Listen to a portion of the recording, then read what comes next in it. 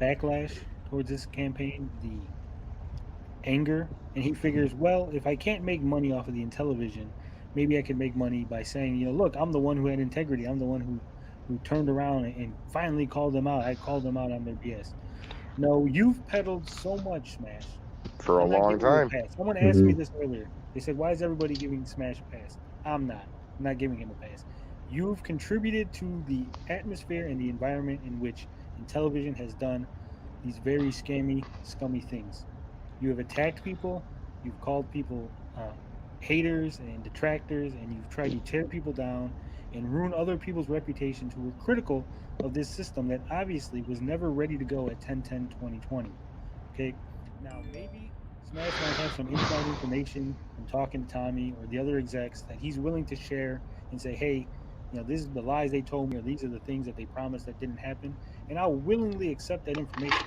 But in no way did he make any sort of mea culpa, any sort of apology towards me, towards anyone else who he's tore down, towards any of the gaming community or the consumers for his behavior and his actions of the last 2 or 3 years. Okay, that's fair. That's fair. I don't expect you to forgive me, Tony. I don't expect anyone to forgive me. The approach that I took was abhorrent. It was atrocious. I've been losing sleep, beating myself up over this for the past 5 or 6 days. So I totally get it. And like I said in my video, my reputation is ruined because I believed in Tommy. I believed in Intellivision. And there's still, like I said, a chance that they can come through. And I've been holding on to that string that's dangling. It's by a thread, man. The more I'm hearing, the more I'm researching, the more I'm opening my eyes to the situation, it's really hard. It's really, really hard. I saw Stop Drop Retro put a video out exposing Tommy Tallarico for being close with Mike Kennedy. Back when Mike Kennedy was trying to do a Kickstarter for the Intellivision. Before the Intellivision Amico. When they were just trying to sell digital downloads of the games. And it just, everything that's been happening. Now the 4th crowdfunding campaign. The 4th. Now it's crowdfunding. That thing that Tommy promised me, personally, that they would never ever do. And then he went public saying they would never ever do it. There's even a video of it. Let me see if I can find it. I'll put it here. This is just the Ouya Tuya. Ah, I actually like that one. That's pretty funny. Who would ever want to buy a console that is crowdfunded? What a scam. Newsflash, we are not asking for crowdfunding. Now who's the scam? So you put that in with everything else that's been happening, and it's just unbelievable. It's unbelievable. And the fact that the diehard, hardcore Amico fanboys are still sticking with Tommy and the company through all this, it tells you all you need to know about their level of intellect. I'm sorry. You're welcome to believe whatever the hell you want. And I'm not going to criticize you because I've learned not to criticize people that have different beliefs from me. All I'm saying is, open your eyes to what's actually happening right now. This is a turning point. This is the eye-opening holy crap moment that I think people should have when you pile everything that's happened together to come to this conclusion. I've listened to the CU podcast do their victory lap. Hey, I'm the shirtless wonder, and I'm an idiot. You got me, Pat. You got me, Ian. You win. I lose. Congratulations. That's what you want to hear. Okay. Moving on from that, though, there's a greater concern now. There really is. And that is Intellivision turning into a scam?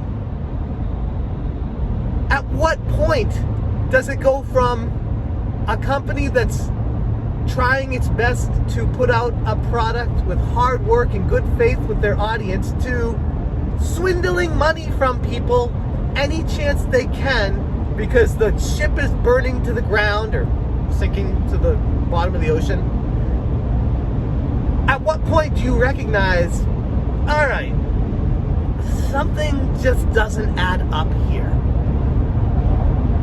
I heard Pat and Ian surmise that my epiphany was how I said in my video when I learned that Phil Adam used to work on the Coleco Chameleon, and that was my turning point.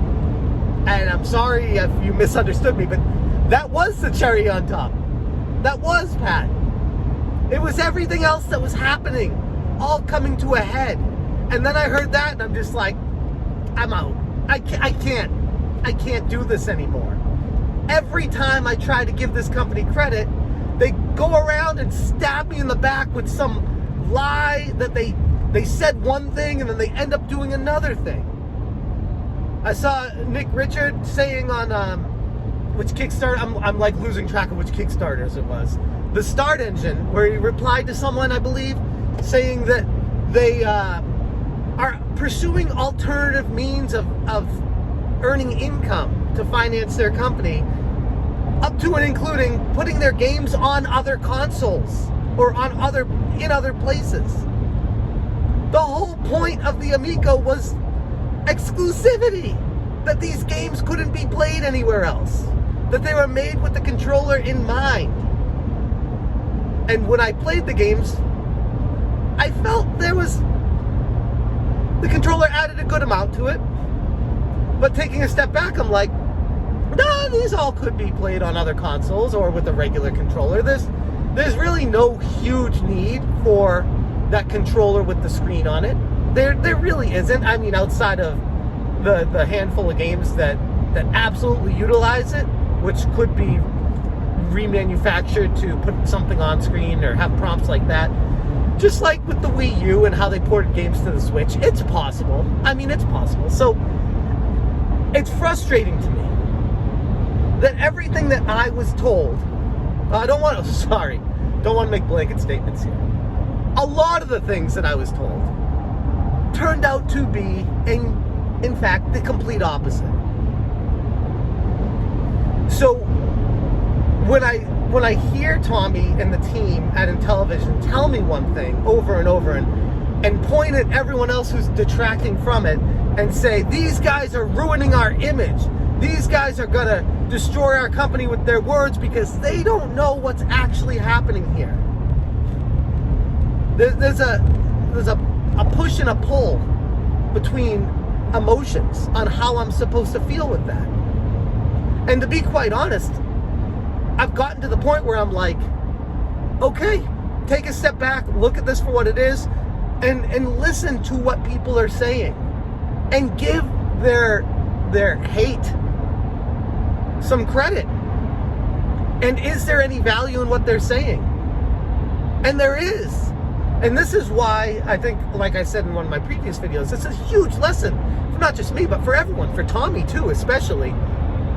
But listen to the haters, because ironically, the same people that you were discrediting and telling that they were ruining your company and making up lies about you were spot on with their critiques, oftentimes saying these games should be multi-platform. They should make games that are just going to be in a compilation on another system.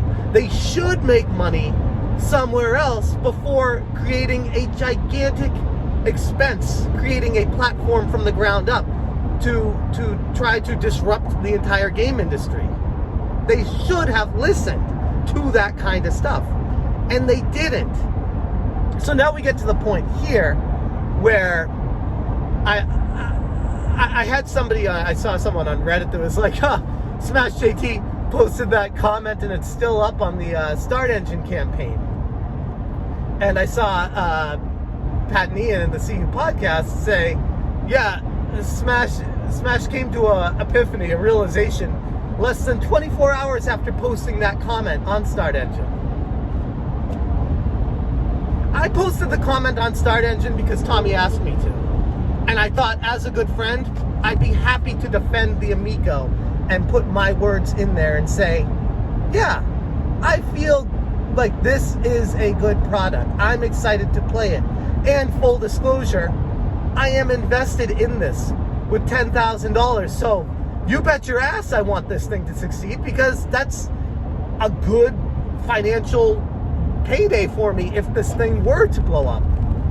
But as time passes, it's becoming more and more clear that that is not going to happen, especially in the way that I was told that it would be. I was under the impression that the Intellivision Amico was almost done, that they just needed that last push to get this thing out the door. And I was happy to invest in it. I felt like, well, no investment is a sure thing, but just to rationalize what I was thinking is, I played this thing, Tommy said they're close, and I had fun, and I wanted to support him. I felt like he's a good dude, and that's a win-win. That was my thinking at the time. And then I went on the offensive, and then I started, I don't want to say attacking people, because people keep saying I was attacking them, and maybe I did once or twice. I don't want to blanket statement and say I never attacked anyone, because I don't know what I said. I say a lot of stuff, guys. Maybe I said stuff. Please inform me. Find the places that I did where I proactively went after people. But more often than not, I tried to take the approach of, these guys are wrong, and I know they're wrong, and all they're doing is trying to take down Intellivision. And I was saying that because Tommy would say that to me, like, hey, that's not the truth. This is the truth. Here's the truth, and counter it. And I would just say, all right, if that's how Tommy feels, then I'll agree with it, because I'm cool with Tommy, and he would, a friend wouldn't lie to someone, a friend wouldn't mislead someone. They'd say, hey, here's what's up. At least that was my initial impression of the whole situation. And I don't want to make this a video of railing on Tommy, but it's kind of hard to explain where I was coming from without saying that's my rationale. That's why I had the approach that I did. And the Amico cult, if you will, is they think I'm the worst person in the world because I'm being honest, because I'm expressing the reality of what transpired, because Tommy is in a tough position right now. That could be true. That could also be gaslighting. And to my point that I said previously, you don't know what to believe with these guys. You really don't, because I've learned that things will be said to quell your fears and calm you down and make you feel like everything's okay, and that what they're telling you is always the truth. And then when they go back on what they tell you, they say, oh man, things changed and we didn't see this coming, so we had to do this other thing. So there's two roads you can take. You can say they're lying, or you can choose to just believe them and say, oh yeah, things changed.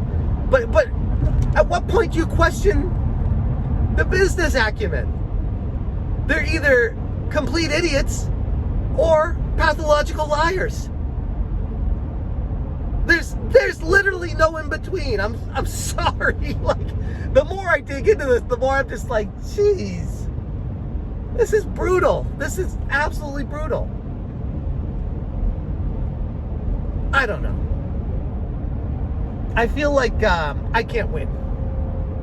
I'm in between a rock and a hard place here, because no matter what I say, it's going to piss everybody off. So I've decided just to take the route of being truthful, being honest, and not expecting anybody to accept my apology, if you will. I don't know. This isn't even an apology. Maybe if this whole thing comes crashing down, I'll make a whole apology video and all that. But right now, I'm just going to say I'm sorry if I ever said something to piss you off or to discredit you, because that was wrong of me. And I don't expect making an apology like that is going to put me back on your good side. But I just want you to understand where I'm coming from and that I'm human too. And I would hope that everybody understands at least that. I try my best not to be disingenuous or not a good person. You know, I always try to take the approach of being real, which gets me in a lot of trouble and pisses people off and often gets misconstrued with being disingenuous. Because when you trust the wrong people, that could come across as someone that's not genuine. When I felt like the whole time that I trusted Intellivision and Tommy, that everybody that was against the whole situation, they were the disingenuous ones. They were the assholes. They were the ones that are just trying to get clicks off of this, just trying to grow their brand, instead of, hey, this is actually bad. This actually might be scammy. They might actually just be taking money with zero intention of paying anybody back, which is very scary. And again, we're not at that point yet, but as time passes, it feels more and more like that's the reality. So, as far as the StartEngine campaign, the comment that I left, I tried to delete it because I'm stepping away from this. I don't want to associate with this anymore. I don't. Somebody, like I was saying earlier, somebody asked me if why I left a comment there if I changed my opinion 24 hours later. And I was like, because I invested $10,000 in this and I still want to see it succeed. So of course I'm going to make a positive comment on this thing. But knowing what I know now, I don't want to lead anybody else down that path. If you research this and decide that it's worth investigating, more power to you. But I'm not going to be a part of that. I want nothing to do with that. I tried to delete my comment on StartEngine, and that is such a garbage website. It explains why it has, what is it, like a D+ rating or a D- rating with the Better Business Bureau. I can't even delete my comment. So I sent them an email and asked them if they could delete it, because I don't want anything to do with this anymore. If it works out, great, but I don't want my brand associated with it, and we'll go from there. But I just wanted to react to you, Tony, and let you know that I'm sorry to you, and to Pat and Ian, which I've already said they were right, I was wrong. But I'm sorry, and I don't expect you to forgive me. I don't expect you to be friends with me, but I do expect you just to hopefully understand the predicament that I was in. And I'll leave it at that. Thanks for watching, and as always, you stay smashing. Smash, change, smash, change, smash, change, smash, change, smash, change,